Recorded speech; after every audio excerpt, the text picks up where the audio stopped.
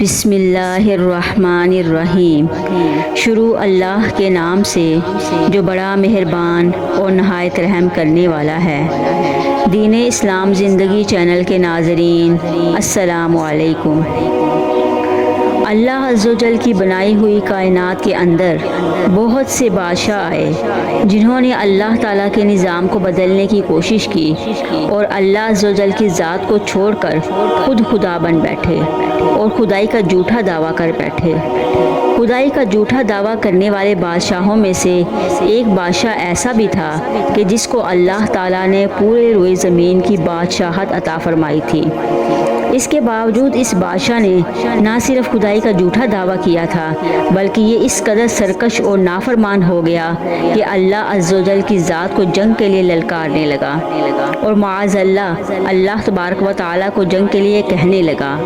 ناظرین، آج کی اس ویڈیو میں ہم آپ کو بتائیں گے کہ اللہ تبارک و تعالیٰ کو جنگ کے لیے للکارنے والا بادشاہ نمرود کون تھا، اور جب اس بدبخت بادشاہ نے اللہ تبارک و تعالیٰ کو جنگ کے لیے للکارا تو اللہ تعالیٰ نے کون سی حقیر مخلوق کے ذریعے اس کے ساتھ جنگ کی اور اس بدبخت بادشاہ کو ہلاک کر دیا اور پوری دنیا کے لیے عبرت کا نشان بنا دیا۔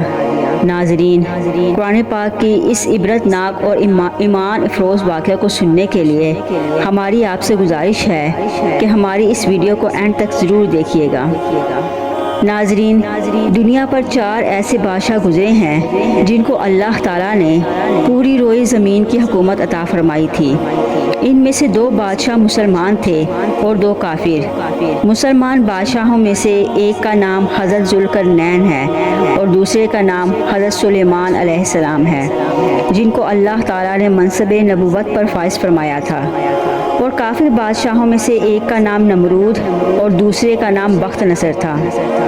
ناظرین، خدائی کا جھوٹا دعویٰ کرنے والا بادشاہ نمرود شاہ بابل کا حاکم تھا۔ اس بادشاہ کا نام نمرود بن کنعان بن غوث بن سام بن نوح تھا۔ روایات میں آتا ہے کہ اللہ تعالیٰ نے نمرود کو پورے روئے زمین پر حکومت عطا فرمائی تھی اور اس بادشاہ نے پورے روئے زمین پر 400 سال تک حکومت کی۔ یہ ایک جابر اور ظالم بادشاہ تھا۔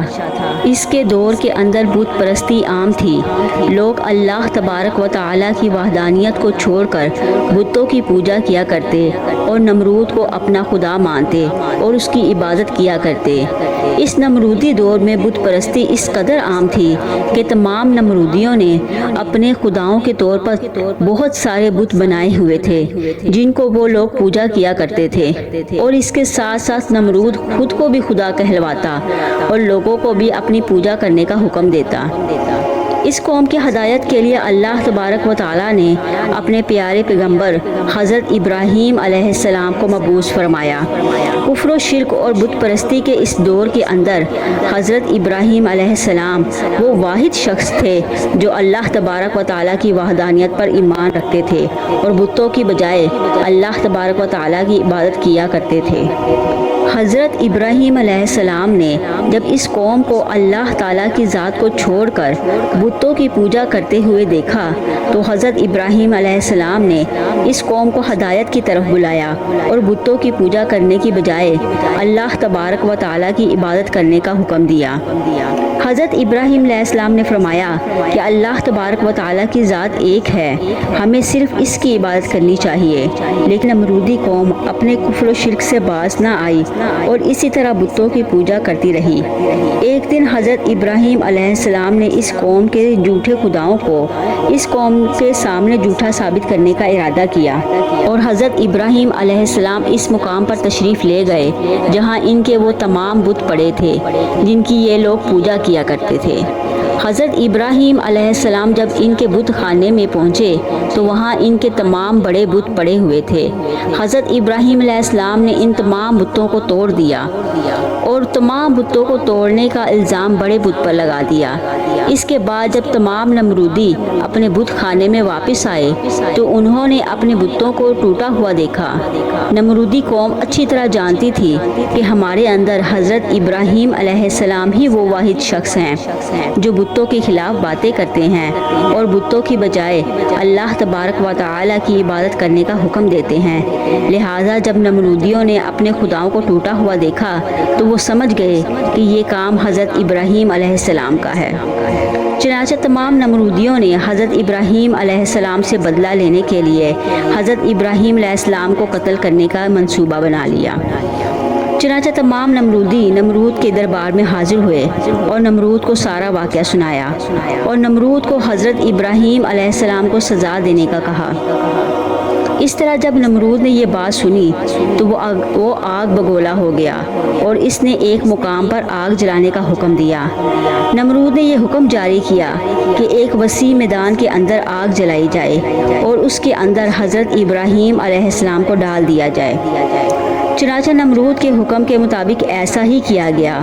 دور دراز سے لکڑیوں کو اکٹھا کیا گیا اور ایک وسیع میدان کے اندر جمع کیا گیا اور اس کے اندر آگ جلا دی گئی۔ حضرت ابراہیم علیہ السلام کو سزا دینے کے لیے جو آگ جلائی گئی وہ اس قدر زیادہ تھی کہ اس کے شعلے آسمان کو چھو رہے تھے۔ ناظرین، جب نمرود کے حکم کے مطابق ایک وسیع میدان میں آگ کو جلا دیا گیا تو اس کے بعد حضرت ابراہیم علیہ السلام کو اس آگ کے اندر ڈال دیا گیا۔ جیسے ہی حضرت ابراہیم علیہ السلام کو اس آگ کے اندر تشریف لائے تو اللہ تبارک و تعالیٰ نے فوراً آگ کو حکم دیا کہ اے آگ، تو حضرت ابراہیم علیہ السلام پر ٹھنڈی اور سلامتی والی ہو جا۔ تو وہ آگ حضرت ابراہیم علیہ السلام پر اللہ تبارک و تعالیٰ کے حکم کے مطابق ٹھنڈی اور سلامتی والی ہو گئی۔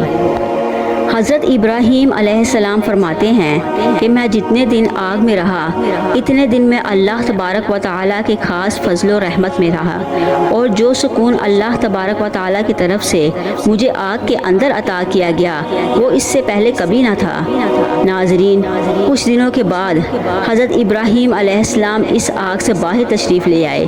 یہ منظر دیکھ کر تمام نمرودی حیران رہ گئے، لیکن اس کے باوجود نمرود اور نمرودی قوم اللہ تعالیٰ کی وحدانیت پر ایمان نہ لائے اور اسی طرح بت پرستی کے اندر مبتلا رہے۔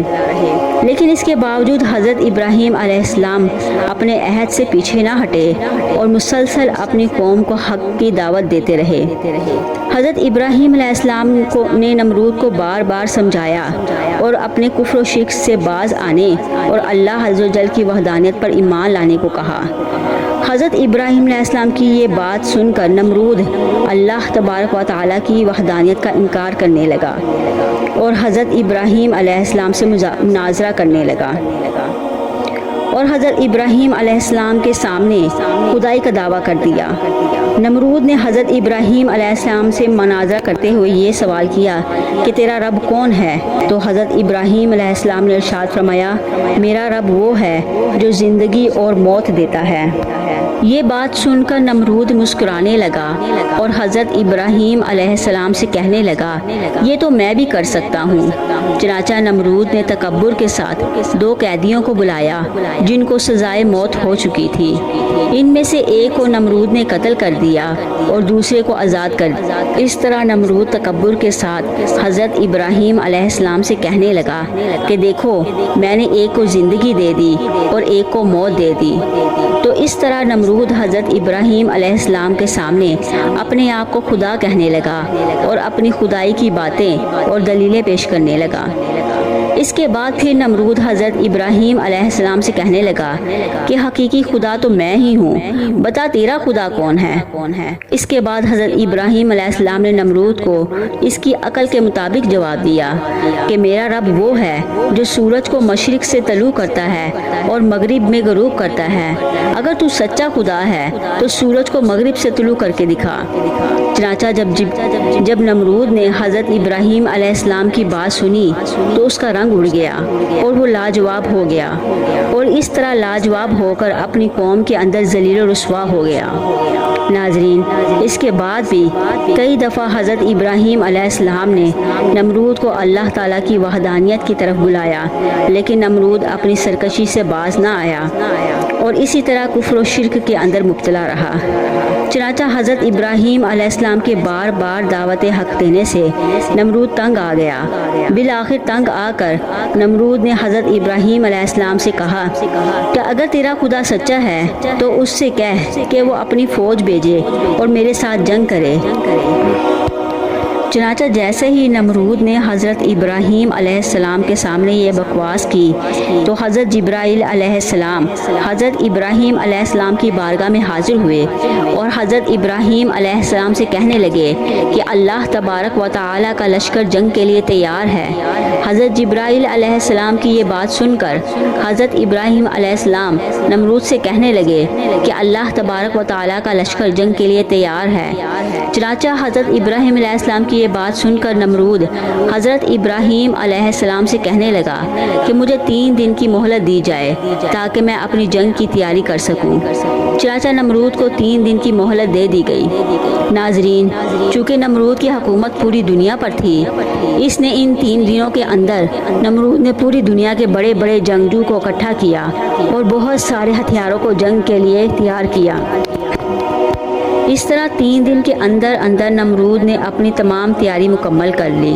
اس کے بعد نمرود حضرت ابراہیم علیہ السلام کو تکبر کے ساتھ للکار کر کہنے لگا کہ ہماری فوج جنگ کے لیے تیار ہے، اپنے رب سے کہو کہ اپنی فوج کو بھیجے اور ہمارے ساتھ جنگ کرے۔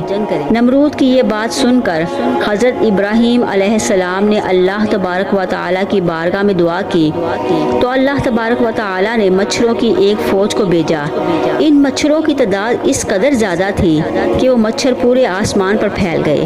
اللہ تبارک و تعالیٰ نے ان مچھروں کو نمرودی فوج پر مسلط کر دیا۔ اللہ تبارک و تعالیٰ کے حکم سے دیکھتے ہی دیکھتے نمرودی فوج کا گوشت کھا گئے اور ان کا خون پی گئے۔ اس وقت تمام نمرودی قوم کی ہڈیاں ہی ہڈیاں رہ گئیں۔ چنانچہ یہ دردناک منظر دیکھ کر نمرود اپنے محل کی طرف دوڑا اور اپنی بیوی کے کمرے کے اندر چھپ گیا۔ اسی دوران اللہ تبارک و تعالیٰ کے حکم کے مطابق ایک لنگڑا مچھر نمرود کے گھر میں داخل ہوا۔ نمرود نے جب اس مچھر کو دیکھا تو اپنی بیوی سے کہنے لگا کہ یہ ہے وہ مخلوق جس نے ہماری فوج کو ہلاک کر دیا ہے۔ چنانچہ اسی گفتگو کے دوران وہ لنگڑا مچھر اللہ تبارک و تعالیٰ کے حکم سے نمرود کے ناک میں داخل ہو گیا۔ لنگڑا مچھر نمرود کے دماغ کو چاٹنے لگا۔ جب وہ نمرود کے دماغ کو چاٹتا تو اس سے نمرود کو اس قدر تکلیف ہوتی کہ وہ نمرود کو اپنے سر کو دیواروں سے مارنے لگ جاتا۔ اس طرح اللہ تبارک و تعالیٰ کے حکم سے وہ لنگڑا مچھر نمرود کے دماغ میں کئی دنوں تک رہا۔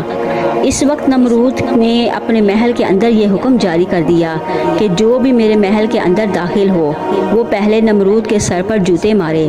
اس طرح جوتے مارنے کے بعد نمرود کو کچھ دیر کے لیے آرام ملتا، لیکن کچھ دیر بعد پھر سے درد محسوس ہونا شروع ہو جاتا۔ اس طرح اللہ تعالیٰ نے نمرود کو ایک حقیر اور لنگڑے مچھر کے ذریعے سزا دی۔ نمرود اپنے سر کو سلاخوں کے ساتھ پیٹتا رہتا۔